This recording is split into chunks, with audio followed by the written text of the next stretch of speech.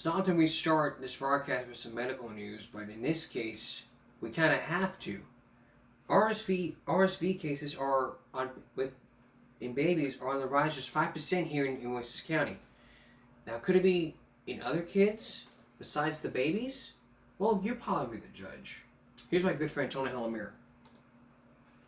RSV, or respiratory syncytial virus, is a common illness that can cause cold-like symptoms, but it can lead to serious breathing problems, especially in children and older adults. We just figured it was another virus running its course, but RSV tends to turn to other things. Megan Coates says her child's RSV led to complications. So we had to go to the doctors where he was diagnosed with bronchiolitis, it turned into, and it piggybacked off the RSV. According to Texas Health and Human Services, in Region 11, which includes Nueces County, RSV emergency visits for children under 1 rose 5% from November to December. I took these numbers to a pediatrician at Spa and Claybury.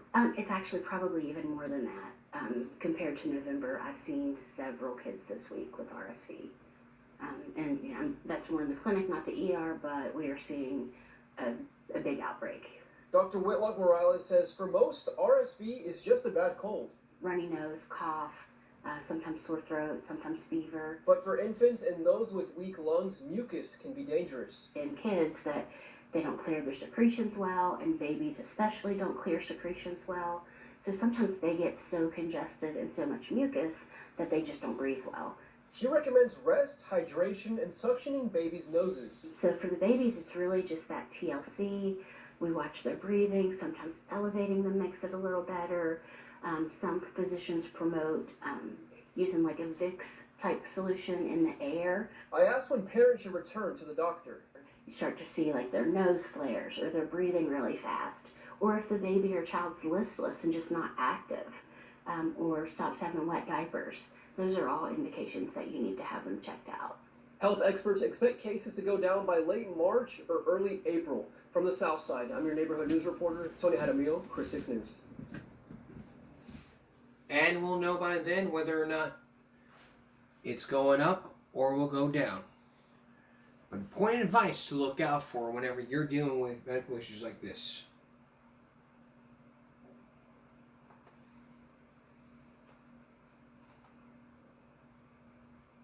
We're gonna go on break. But let's talk about the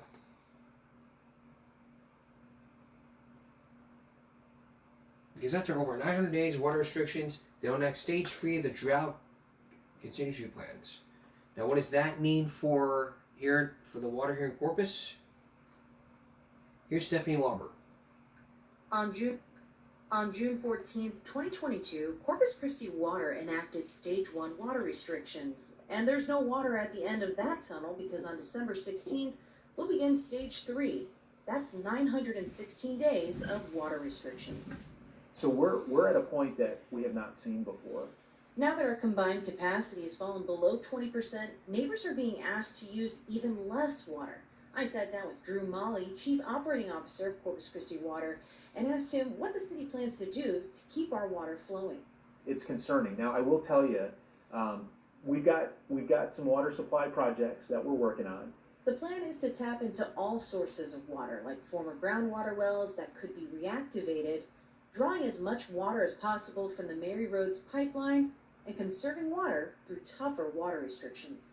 And these wells could basically be activated such that the water could be put not directly in people's taps or to their homes, but it could be put into a water body like the Nueces River. So it seemed as though there was some kind of problem with the pipeline this week. I don't know if it was a leak or some kind of issue like that. Can you speak more to that? But what happened a couple days ago was there was a very small leak on the pipeline. And we essentially went to where we thought the location of the leak was. And we excavated, exposed where the leak was. It turned out that the joint was just a little bit off from where it needed to be. Neighbors have reached out to Chris 6 News with questions about the timing of Stage 3 water restrictions. We've got to get back up to 30% to get out of Stage 3. So we're in this for a while. Once the city manager makes the declaration on Monday is the plan. It's going to be a while before we get out. So we just want to make sure that we absolutely have that data, just like we did in stage 2 back in March. So we just want to make sure that we have that level sustained below. So if you had a message for some of our neighbors who are thinking, gosh, we're going into stage 3, things are getting worse, what's with all this? Do you have any words of comfort or advice that you can give to people at home? What I will say is the community, rest assured, we're working to make sure that we have some additional water supplies so that in the event that we don't get some of the rain that we're hoping for in January, February, March, we will be okay. In our next Water Watch, we'll take a closer look at how each of these water sources could wash away our water woes, or whether they're just a drop in the bucket. Stephanie Lauber for 6 News. So that's Water Watch. In the coming weeks, Stephanie Lauber will be looking into our water supply, and on future shows, we'll have our Water Watch break and we'll look into stuff like this, and we'll let you know what happens on water restrictions. Whether we go up to stage 2 or stage 1. We were at stage 1 back in 2022, but we're up to stage 3. It could happen. We probably won't know. So I want to stick around for that. Human cloning. Could it actually happen? Could it actually happen wherever you're from? Robert Krulwich probably has the answer to human cloning. Please stay with us. Did you order something from Amazon? Or probably something from eBay? Did you use free shipping? Are you worried about whether it'll be here before Christmas or not? There's a thing called Ship the Shipping Crunch, meaning they're trying to get your packages to you before the holiday even begins, which is coming up next week. Just a couple weeks from now. But what does that mean for all the people that use UPS? Tonight we're going to hear how UPS handles the holiday shipping with tight deadlines. What are those deadlines and how can you avoid them? Take a look. Through every twist and turn, this is the kind of well-crafted maze your holiday package navigates before landing under the Christmas tree. I'm here in Bayonne, New Jersey at a UPS hub where they are gearing up for their busiest time of the year. With me is Jack O'Neill, he's the hub manager. So Jack, what is happening in this facility right now? You're seeing automation help UPS deliver packages with speed and agility here. In the Bayonne facility alone, we have the capacity to process 60,000 packages per hour and over 800,000 packages a day. The warehouse operates 24/7. Trucks filled with packages are unloaded onto conveyor belts. The shipping labels are scanned by a camera tunnel that sets each parcel onto a predetermined course based on its final destination. As it passes through that camera tunnel, it's going to read the weight and the dimension of the package. And then it'll come across the sorter, and the camera in the system has already given it sort instructions based off the destination of the package. So that's why I'm seeing some of these packages being shifted down different chutes. That's correct. How bad is it when someone has extra labels on the box? It does impact the automation, but that's why we still have our people, and our people are our greatest asset. Employees like Trayvon Fuqua, whose job it is to remove any smaller packages from the conveyor belts. So those small boxes are okay? Yeah. Okay, but these are already in a tote, so they're good. Yeah. Oh, here we go. It's happening so fast.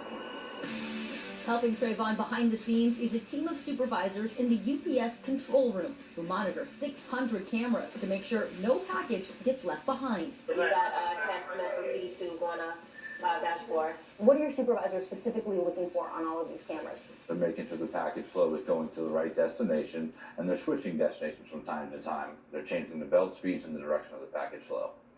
The team effort helps parcels move down to the straight line singulator system. Here, humans work alongside the automation to move the packages into a single file line. So each of these chutes is going to a different zip code. That's correct. When you get enough packages for one zip code, the person takes the bag, seals it up. Exactly, and sends it on its way. To make sure your packages get to their correct destination safely, UPS says pay attention to 2 key areas: how you package your item and the shipping label. Francesca Carollo is an assistant manager at UPS, and she showed me her best practices. What's the #1 one mistake people make when they're trying to pack their items to ship them? I think the box selection, we're looking for something preferably new, cardboard box, and the adequate material inside for protection and safety of your items. So if you're packing something like a glass candle, Yes. for example, like a couple pieces of packing paper, that's not going to be enough. No, we like the bubble wrap, 2 inches all around. When it comes to the boxes, we don't recommend masking tape or duct tape or cellophane. We use a 3-inch packing tape. Okay. And we make like an H, so we're covering all our seams. When it comes to labels, UPS says double check your shipping address, especially the zip code. And if you're reusing a box, make sure to remove any old labels. So we got the packing material, we got the tape, we got the box, we got the label, and that's it. That's it. All right, sounds good. This will get there safely. And here, by the way, are the ground shipping deadlines you need. This will be the cheapest that you can ship anything and avoid paying for rush shipping. So here you go. FedEx, it is this Friday. Yes, in like a couple of days. December 13th. UPS will be Sunday, December 15th. And for the Postal Service, that's next Wednesday, the 18th. But just remember, the sooner the better, because if you wait, you end up paying more for shipping than you paid for the whole present itself. That's very true. Which happens every year to me. Always. But by the way, just, I mean, if the gift doesn't get there in time, Don't. a post-Christmas gift just as special. Okay, I thought you were going to go to gift cards. That's You don't very have to lazy. about those. It's very, very lazy. Better late than Can't never. do it. Hey, thanks for watching. Don't miss the Today Show every weekday at 11 a.m. Eastern, 8 Pacific on our streaming channel. Today, Cool. I mean, it's like, there's a little joke from Jeff Dunham. Let me, hold on.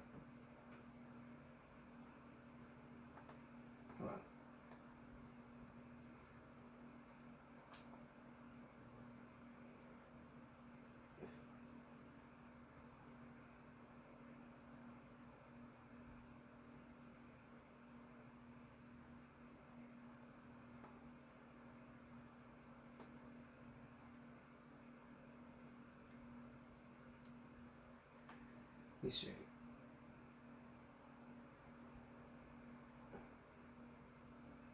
I think there's some.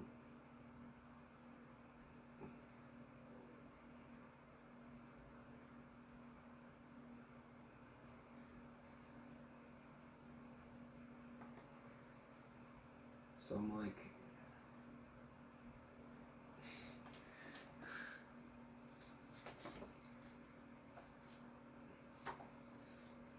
Tree sap from your hands, use butter or cooking oil.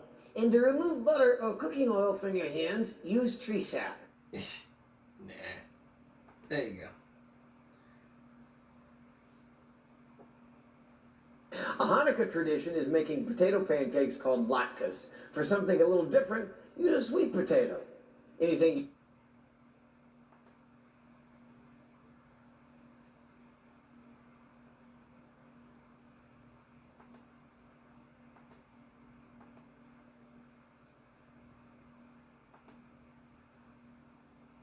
To remove tree sap from your hands, use butter or cooking oil.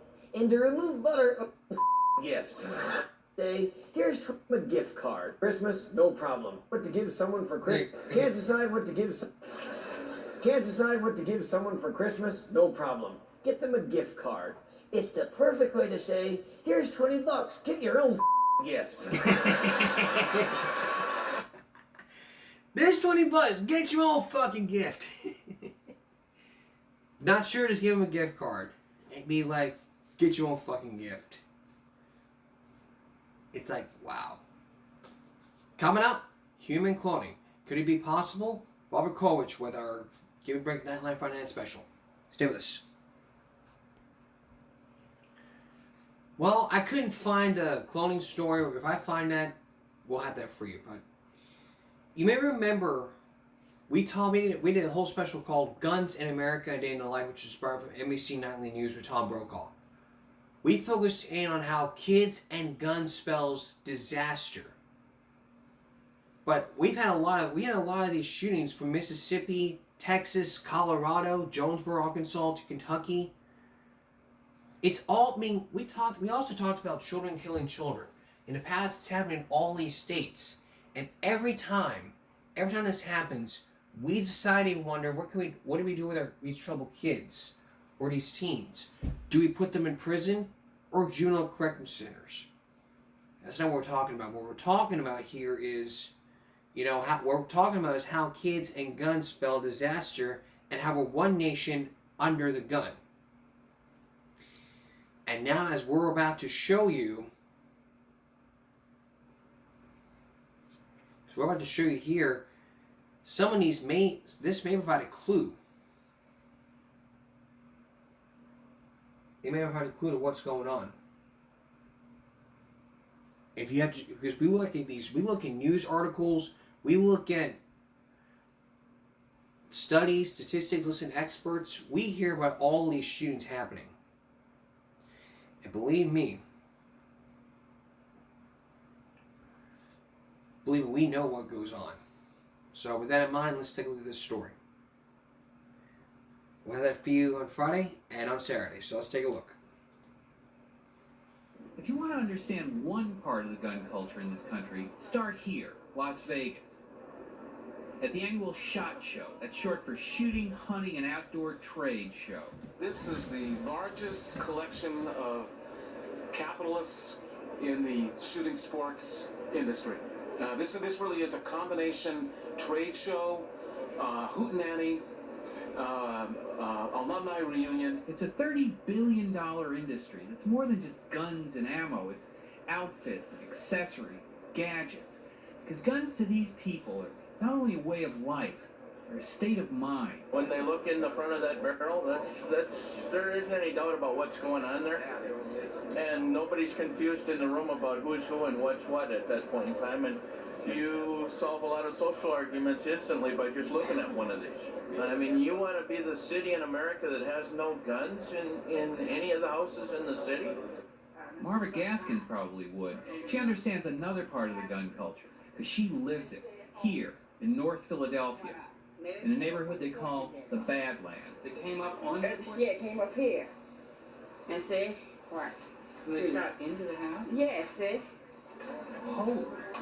In Philadelphia, the rate of gun murders has been going up steadily, while the national average has gone down. That is a gunshot? Yes. Valerie Wall's daughter was shot to death on her front steps. It's kind of hard, having your child for 22 years, talking to her early that day, and not being able to see her no more, Mm-hmm. So I need to come outside, sit on my step, because if I look down, I'm looking at my child laying down there. What time are we going to be on TV? More than 300 people were killed by handguns in Philadelphia last year, You taping now? most between the ages of 15 and 25. I mean, you're not like soft enough, and if you got a gun and another person got a gun, and they just want to show it off, that's really all it is about around here is showing off. Recently up here at Broad and Erie, cop was sitting in his car writing out a report. Young guy went on a rampage shooting up the neighborhood up there, and he shot the cops' tires out. So otherwise, see, they don't even fear the cops. It's not just the hundreds that are killed every year. There were 5 in just one weekend last March. But it's the uncounted victims, the ones who are injured and maimed for life, or left widowed and orphaned. I'd like to introduce you to Khadijah. It was in the emergency room at Children's Hospital that I met a child named Khadijah, 16 years old. She'd been shot in the stomach by her boyfriend. I got shot January 27th. I lost all my short intestines. I start school next week for a half a day. Mm-hmm. I don't really want to go because I don't know how, people gonna think and how people gonna look at me and stuff. I can't hold much in my stomach. I can't drink a lot of fluid. Like regular people drink or eat, I can't. I think I came a long way and I feel much better. But I wish I could be back like I was. But this town's got a mayor who just won't give up. If I was in a boat and it was sinking, and all I had was a little bucket, and it was an ocean liner, I'd be bailing out with that little bucket until the water came over my eyebrows. Ed Rendell decided he'd had enough and he was going to do something about it. Now, this is a guy who everybody agrees brought the city back from the brink of financial collapse. If he could fix the city's money problems, he was ready to take on something even bigger. The mayor is putting together the elements for a federal lawsuit against gun makers. It was last July when the local Fox station broke the story. Now sources say the mayor is planning something dramatic to deal with gun violence, and he's setting his sights on a big target, the gun manufacturers. Several major lawsuits against the gun industry have already failed, but Rendell's would follow the pattern of the tobacco case, claiming the industry has created a public nuisance by producing millions of weapons which they know are going into the hands of criminals. David Carey's drafted the complaint. It's a question of whether they are responsible in damages for the direct harm, the harm they know they do to the cities. And that can start with the 911 call or cleaning blood from the streets, and it could extend to the extent of hospital costs or taking care of an orphan child. So Ed Rendell planned to sue the gun manufacturers in the city where the Second Amendment, which guarantees citizens the right to bear arms, the city in which that guarantee was written. But by January, 6 months after the story broke, they were still deliberating. Right now, no one has tapped me on the shoulder and said, we'll join you and we'll absorb part of the costs. And I would have to spend, to litigate this case, millions of dollars of the taxpayers' money here in Philadelphia. And I want to make sure that at least we have a chance. So this is really a story about two Americas. One is urban, where guns are about survival. One is suburban, where guns are about sport. One is white, the other is black. What I'd like to show you is the journey I've taken through both. And it all begins on the streets, where kids wear t-shirts in memory of the dead. Who was Kevin? My dad. So we have two worlds, urban and suburban. When we return, we're going to look at both these worlds, one of the two worlds, and we'll get to hear what happened in one case to where someone died because of guns. Please stay with us. Returning to our story, you've seen what happens in gun shows. You've seen all the murders in Philadelphia. But now we're going to take you to two worlds. One urban, suburban. One black and one white. It's not going back to Detroit, Michigan. It's not going back to Detroit where Coleman Young targeted black people. That's what we talked about. We looked at Coleman Young, which was a code word for black. But there's a different side. Like I said before the break, it's urban and suburban. The urban part is to where guns are dangerous, but the suburban part is just, guns are part of life. But is that really? Take a look. I see this corner right here. Every average, somebody gets shot here at night. This corner right here. They all ever do that shooting every night. One of the biggest drug corner in the world. You get anything you want back here, this is a shooter's alley. Jim Robertson and Patrick Peters are crisis counselors with an organization called the Philadelphia Anti-Drug, Anti-Violence Network. And more to the point, they grew up on these streets and gave me a tour of their city. 357 is the best handgun you can have out here, man. It's a big boy, it's a revolver, and you got to fit that hard. And the bullets are so easy to come by. And most of the bullets you come by, you can get for a 357. It's hollow tip, or they got ball bearings in them. Do something that they think is bad enough, you get shot for it. What does it take? What's bad enough to get shot around your If somebody's stupid, like really has no control, it could take to get shot. It could take. To the doctors at Children's Hospital, gun violence was reaching epidemic proportions. Clothes get you shot. Mm-hmm. Jealousy, envy, they get you shot. These are not hardened kids. These are kids who I think are frightened out of their wits. If we look 20 years ago and we compare kids from 20 years ago to kids today, what is clear is that there have always been a group of kids who are scary. Kids who break the law and kids who break the rules and kids who do all sorts of things. I think that's part of adolescence. If we look around the world, there is nice data from European nations which suggests that rates of delinquency are not very different in European nations from rates of delinquency in this country. What is different in this country is kids can get their hands on a firearm. Yeah, everybody knows. Know what? We can get a gun anytime we want. Yeah. Family, I know, we all know. These are two kids I happened to meet on a street corner. No, Femi, tell me how easy this go. You know how, because I'm gonna tell you how guns you got in the motherfuckers that look like mine. Guns you got, because motherfuckers they got licenses, buy them, then they sell them at another price to motherfuckers on the street, and that's how they The get guns come from what they call them big. I know a boy that do this. He got a fucking license, he buy guns, and then he sell them to hustlers for a bigger price. And that's how it works. Somebody with clean record gets a permit, buys the guns from a legitimate dealer, then sells them on the street for a substantial markup. It's called a straw purchase.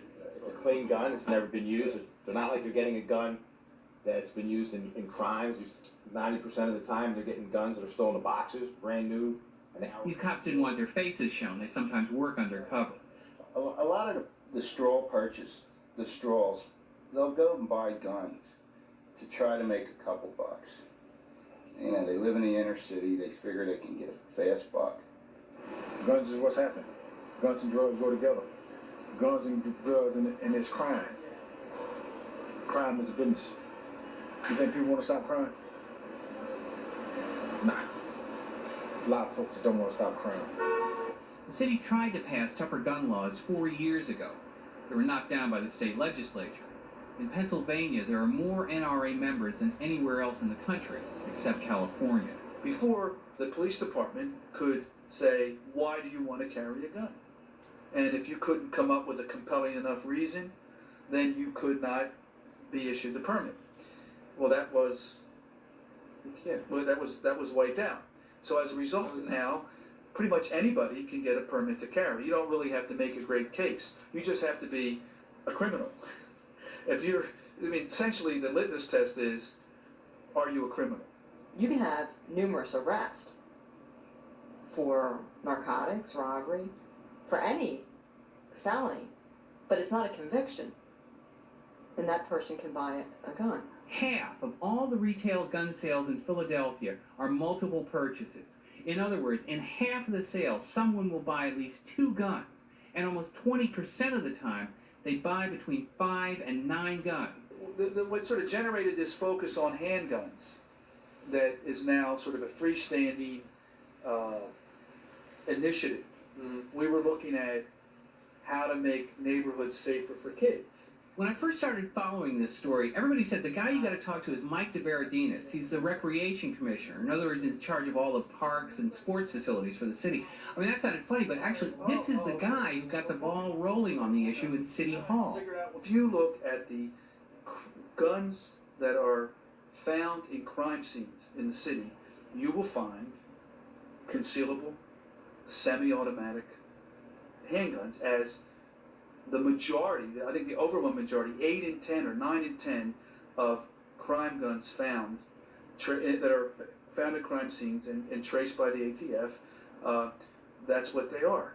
Once these little handguns were called Saturday Night Specials, and because they keep turning up in crimes, Philadelphia would like to ask a jury, are the manufacturers deliberately producing a weapon for the criminal market? Here we have Phoenix Arms. This is one of the Ring of Fire manufacturers. Fine auto pistols for under $100. Got these tiny guns, extremely appealing for crime use. The other use for them is for people carrying them in their pockets. They refer to it as a pocket pistol. And they know this means that people who have no training, have never been tested or even asked about their ability to use self-control, are going to be carrying these in their pockets, in their glove compartments of their cars. Here we have 9.9 ounces of prevention. It's this tiny Smith & Wesson that'll go, it would go in my shirt pocket, and weighs only 9.9 ounces. Inexpensive, extremely high power, rapid fire. Well, maybe not high power rapid fire exactly, but it is small and cheap. Small, cheap, concealable, semi-automatic. Now, people can make their judgments from who's buying them and who's using them.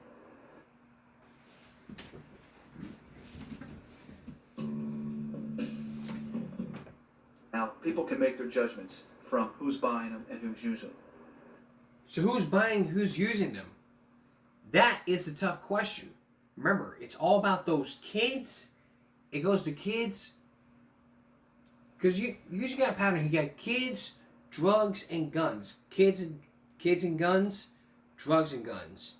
There's a pattern you gotta look for. Now, when we return, the urban side, especially the one kid who got shot at. Please stay with us.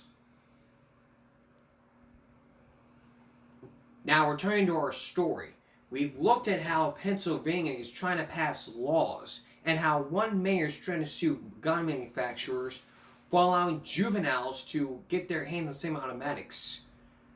This is in some states they allow people to just carry guns without licenses. Here in this state, you can carry a gun without a license. You can protect yourself. As long as you say, well, it's using for self-defense. The jury might not hear, but you make it the whole picture. Take a look. The gun manufacturers get together a couple times a year. There's easily 200 of them in the United States. They're all as different as the faces in their group picture. There's one thing they agree on, it's like the bumper sticker says. It's not guns that kill people, but the people who use them. I was surprised to find out who agrees with them. They talk about, go do something about guns. It's just not guns, it's condition of neighborhoods. And what people allowed to happen. People in the neighborhoods. So, we said it's just not guns. See this up here? All this for factories. Jobs. Closed down. Once this area flourished, there were jobs and industry. The area's biggest employer now is the drug dealer. Oh man, you wanna know how many deaths? I can tell you that happened on this block right now. I can count over seven shooting deaths related with guns. Nobody wasn't never over 17. That's how young they was. And you see all down here? Drug and addicts. And you want to talk about the city and there, talking about they want to do something about this? You see him stick the needles in his pocket? He's selling needles. Drug haven. Look, he's doing it. He don't even care. This neighborhood accounts for almost 2/3 of the city's drug trade and more than 25% of the homicides. What's wrong with you, man? Everybody selling drugs, taking one of the drugs and robbing people. You want to talk about people who want to do something about crime?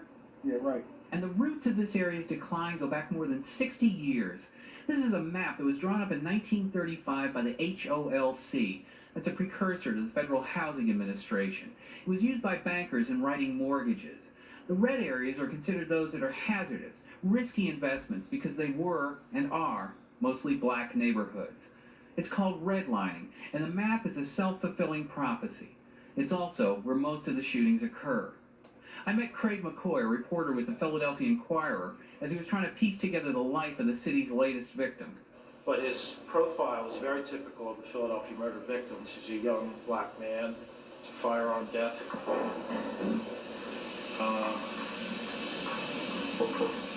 I believe he has one adult conviction for drugs. He has a pretty extensive juvenile and adult criminal record. And maybe that's the problem. The death of 4 white kids in Jonesboro or Springfield get immediate national attention. But 400 kids in North Philadelphia, and, well, if you didn't live here, you probably wouldn't know about it. And why people got so much guns? You got the damn guns to survive around here. Because if you didn't have, you'd finish. I understood his frustration a couple minutes later when a squad car appeared. This could be inspiration. And started following me. Yeah, you know what they could do? Ride right the foot by, ain't gonna stop. Sure enough, it was like they deliberately avoided all the streets where the drug dealing was going on, right in the open. Like nothing ain't going on. Well, this was back in September. And since then, there's signs that Rendell's campaign is starting to pay off. For one thing, the city got a new police commissioner in March. And the gun task force, working with ATF, has been identifying and tracking down straw purchasers. And the gun murder rate for the first 4 months of this year is down slightly. As for Rendell taking on the gun manufacturers, well, this past April, he spoke directly to them. Not in court, but at one of their conferences. This is what the people of Philadelphia saw during that week. And ladies and gentlemen, it is tearing the heart and soul out of them. They're frightened even beyond what reality would dictate. They're depressed, they're saddened, they're despair-ridden. To the people of Philadelphia, guns aren't used for sport, guns aren't used for recreation, guns aren't even very successfully used for protection. Guns are used for killing people. But when you talk to these gun manufacturers, you talk to the sports enthusiasts, you'll get a whole different picture. The biggest misconception, I think, for people who live in cities, which is where most of the media originate from, the television shows come from, and obviously where most of the population is in the country, is that firearms primarily are anti-personnel items. Now, that's not true. I know that doesn't sound like that's the case for someone in the city, because in the city, they either read about someone using the gun to harm someone or someone using the gun to protect themselves to defend their family. Either one of those is anti-personnel use, and because of that, is not a particularly pleasant topic to talk about. But get out of the city. Get out into where the rest of America is, where the people at this show come from, and you will see that firearms are used well over 99% of the time for legitimate purposes. So will Ed Rendell ever actually sue these guys? I wonder if he's backed off because he realized what I have, that what makes it such an impossible issue is not just the NRA and the gun lobby. It's the banks that pulled out and took jobs, industry, and decent housing with them. It's the years of police apathy and the incredible power of drug dealers. It's that and the laws that make getting a gun in this town easier than a driver's license. And the fact that in this country, when you talk about firearms, you discover there are two Americas, so radically divided, yet united by guns.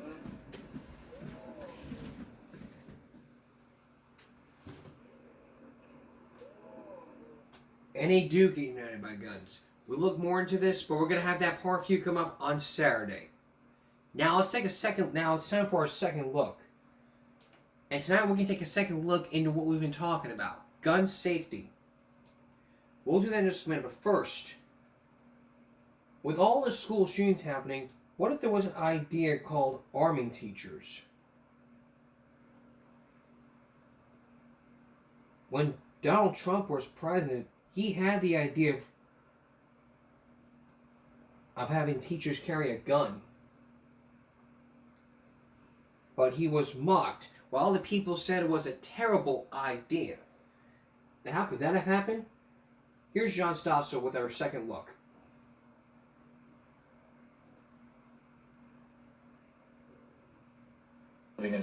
School shooting in South Florida. 17 people shot to death. What can be done about school shootings?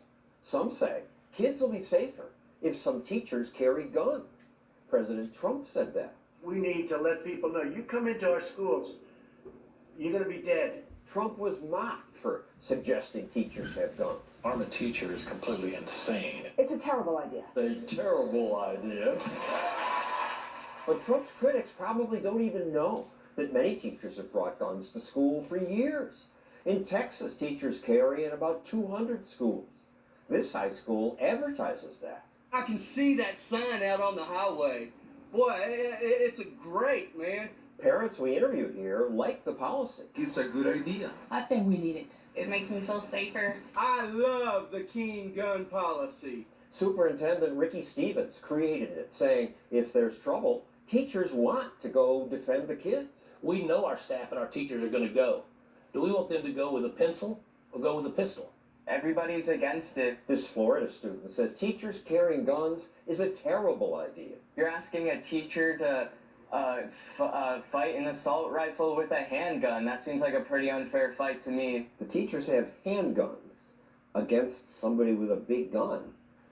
That's not much. It's not much, but it's better than nothing. If you go there with nothing, you have no chance of stopping anything. The police come. They see your teacher with a gun. How do you keep them from shooting her? We train a lot with our local law enforcement. So that helps us because we want them to at least know we're there and at least recognize us. If they happen to get shot while they're stopping a tragedy, all of our guardians have said, you know, that's just the price of being a guardian. His teachers saw how during the Florida school shooting, the security guard waited outside. It made me mad. It's a reason she's glad she could carry her gun at school. You have to have a fighting chance if something should happen at our school. We hid her identity because she and the school don't want a potential attacker to know which teachers are armed. Are you carrying now? Of course. Many people say armed teachers create new dangers. Teacher accidentally fired a gun in his classroom. At this California school, a teacher mistakenly shot at the ceiling. One student was slightly hurt by falling debris.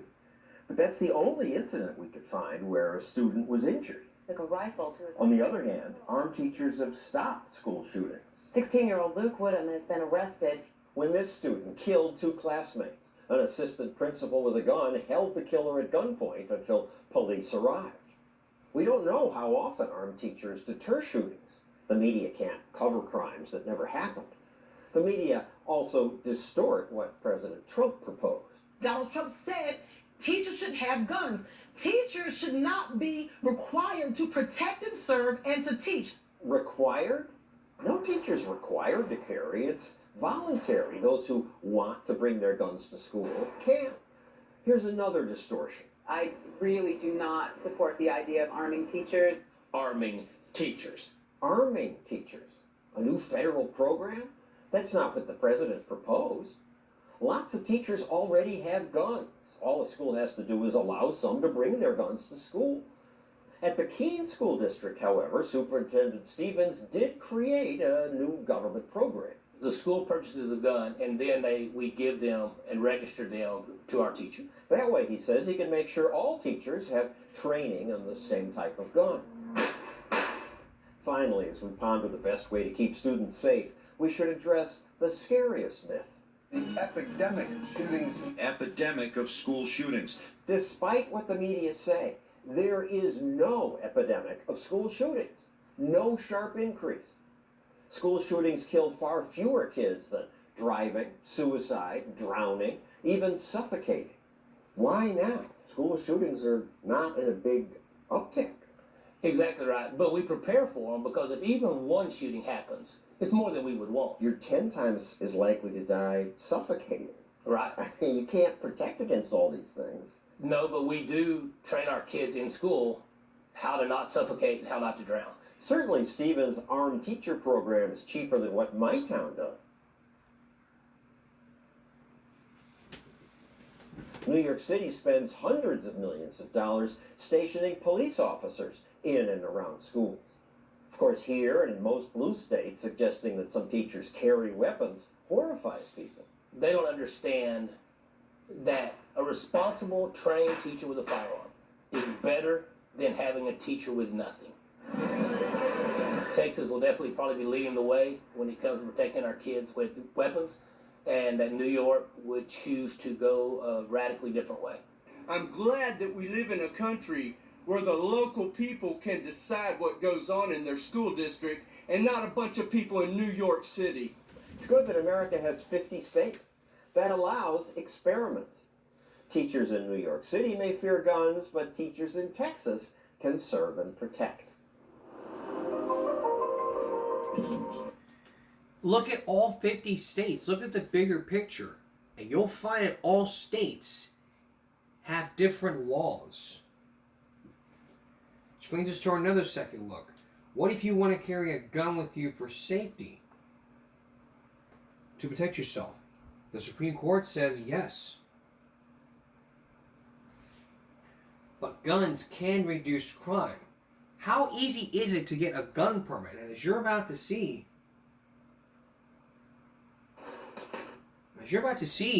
you know, it may be easy or maybe tough. But take a look. What if you want to carry one of these for self-protection? I thought the Supreme Court said you could. The majority concluded that the right to own a gun belongs to each law-abiding American. But what does that mean to me in my town? In New York City, politicians say majority of the people want sensible gun restrictions. sensible restrictions. What does that mean? Photocopies not accepted. I tried to get a gun license. They make it very hard. First, you must fill out this 17-page form. The form says I must promise I know the definition of other weapons like switchblade knife, gravity knife, pylon ballistic knife, metal knuckle knife, a kung fu star. I don't want a kung fu star. I just want a gun for safety. People sometimes threaten me because they don't like what I say on TV. I think that's a common sense. I think they have too much security now. After this appearance, some said I should be shot in the face. So when I travel around town, I'd like to have the option of protecting myself. Studies show Americans use guns every day to stop crime. Guns often stop crime. The robber got more than he bargained for. Turns the tables on a knife-wielding intruder. Today, laws in every state allow adults to carry a concealed gun. Many fear this would lead to a surge in gun crime, but the opposite happened. Violence appears to be dropping. And yet some towns like Chicago, Washington, D.C., New York City make it nearly impossible for people legally to carry a gun. This is 50 pages. Who understands this? It took hours and hours to fill out the forms. We had to call the police department 6 times to clarify what questions meant. Finally, it was done. I have to get this notarized. You go ahead and sign here, and I will fill in the rest. Then you have to go in person to police headquarters. Here, they fingerprinted me, asked me to list reasons why I should be allowed to have a gun, and then they charged me a $430 application fee. They said they'd get back to me. At least they were polite. Others tell a different story. They're rude right from the get-go. Robert Martinez served in Iraq and Afghanistan. I have 10 years of military experience. I think a military vet could keep a handgun in his home for protection, but It's not so easy, why do you want a gun permit? because I want to be able to protect my family. Martinez lives in a New York City housing project. A couple of months ago, a man was beaten to death out in front of my building. All of a sudden, you hear shots go off, and it's like boom, boom, boom. So he thought he'd just get a gun license, but that turned out to be an ordeal. They'll have you there at 9 o'clock when they open up at 10, and they'll have you sitting there until almost 3 in the afternoon. They serviced me within 90 minutes. It's John Stossel coming here to get a license. It's not really going to be So that for big. you, it was 9 in the morning till 2. Yeah. And did you get the permit? No. Their attitude is that people don't need guns. We're the police. The police can't get there. You have a better shot at hitting the lottery than getting a cop on your street exactly at the same time that you get into problems. The process itself was set up to be an ordeal. Glenn Herman runs this website, which advises people on navigating the regulations. If you're this expert, I would think it would be easy for you to get people guns. It's still an ordeal. It's being used as a weapon to deter people from following through the process, which can take as long as a year. For me, it took 8.5 months. First, they told me I had to return to police headquarters for another in-person interview. This time, they demanded that I prove an accusation against me had been dropped. They said this headline was not enough. I was supposed to produce the original court documents. They also told me I had to document threats against me. Fortunately, I could show them things like this. 52 days later, they sent me a letter rejecting my application for a carry permit. They said I could get a license to keep a gun in my apartment, but I feel safe in my apartment. I want a permit to carry where I might feel threatened, but I was told you failed to demonstrate a special need. The license advisor told me I'd applied for the permit the wrong way. Friends of the ruling class, that's who gets it. Everyone else, you're out of luck. Donald Trump got a permit to carry a gun. So did Howard Stern and Robert De Niro. It should be done through the cronyism way. Maybe you've done work for someone who knows a senator. That's the approach you make. They will get you in front of a judge, and within 2 to 3 days, you will have your permit. These individuals can afford to pay for security. My family can't. There's no way in hell I'm going to let this lie.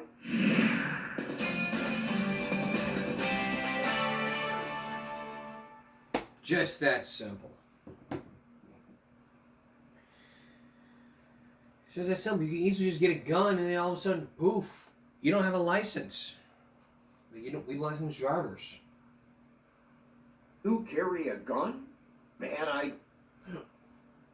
Do you carry a gun? Bad idea. Do you carry a gun? Again, probably a bad idea to carry a gun without a Bad license. idea, says Hollywood. Do you carry a gun? Bad idea, says Hollywood. Countless TV shows portray good guys who try to stop crimes with their own guns as fools. Citizen's arrest. Drop your gun. The wise police officer sums it up. Leave it to a good guy with a gun to really screw things up. Liberal politicians agree. A good guy with a gun will stop the bad guys with a gun. It doesn't hold up. It doesn't, say experts, the media feature. Good guy with a gun statistically isn't realistic. It's an adolescent rescue fantasy. An adolescent rescue fantasy? Now, I'm no gun person. I was raised among lefty gun haters. I assumed Hollywood and the media told the truth. But then, 17 years ago, I hired the best data analyzer I know. That very tall guy on the left, Maxim Lott, here talking to the nearly as tall John Lott, his father, a criminal justice researcher who wrote this book. More guns, less crime? I was skeptical, and some researchers questioned Lott's data, but I've come to believe Lott is making a good point. In places where bad guys fear a good guy might be armed, crime tends to fall. Often just showing a weapon is enough to stop an assault. Police don't track such events, but these days some are posted on the web. Here an employee grabs her gun and the robber runs away. And again here. 3 robbers caught on camera breaking into a home in Atlanta. The men scramble to escape as the woman chases them. When a civilian tries to stop one of these instances, they're overwhelmingly successful. So why do all these TV shows lecture us about how it doesn't work? The gun control groups brag about working with the screenwriters and the producers for the shows. This group even boasts about its partnership with Hollywood and how they're consulted on scripts. There's major star power behind an effort to rewrite the script on how guns are used in Hollywood. They think they're making us safer because they believe FBI reports that say shooters being killed by citizens is rare. Why does the FBI say that? They're simply missing a huge number of cases. For example, well, the FBI includes the famous Pulse nightclub shooting. At least 50 people are dead. 1 week afterwards, there was a similar attack at a nightclub in South Carolina. There, a concealed carrier took down the shooter. The thing is, it got virtually no news coverage.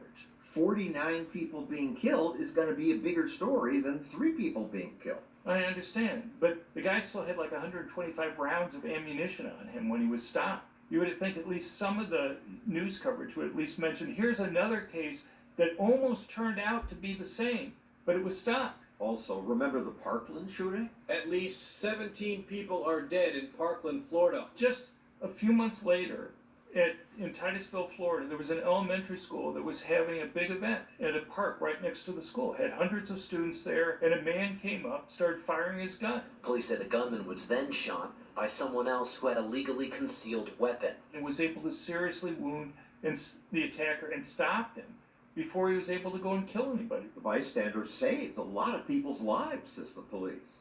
But I never heard about that. Local media covered it, but hardly got attention beyond that. The FBI somehow also missed it. At crimeresearch.org, Lott lists cases where bystanders stopped shootings, cases that the FBI often ignores, like this one. 3 people are dead, several others injured. Raul Mendez was at a party taking selfies with his pregnant wife, but then a guest at the party began firing at people. Catches me in the right side of the head. Bullet entered right here, right by my ear, goes straight through my face and out my left eye. Somehow, Mendez recovered. I gained consciousness, and I unloaded 4 rounds and finished them off. He probably saved the lives of a dozen people, including his wife and daughters. Prevented him from, killing those girls. You always carry a concealed gun? I always do. Why? It's just about being prepared. The FBI records instances like this, but somehow they have no record of your case. They're not recording the true numbers, guns actually saved. It's one of many cases like that the FBI is missing. It happened. Why wouldn't they include this? There's a lot of political views that people let infect their data. I had interactions with the people in the FBI. I had people go and tell me, well, I'm a Democrat. As a response, as if somehow that's how we determine whether or not to fix the data. The FBI, who carry guns, are anti-gun. It's just not believable. I think the people at the top, are more politically motivated than maybe your rank-and-file FBI agent. If they think that it would go against the narrative that they want to go and push, then they'll fight you. We asked the FBI about those cases they missed. They responded, their data is not intended to explore all active shooter incidents, but rather to provide a baseline understanding. Seems like they admit their data's incomplete. But the media sure don't. This kind of outcome is rare. This is very rare. No, self-defense is more common than they say. And it does stop lots of crimes.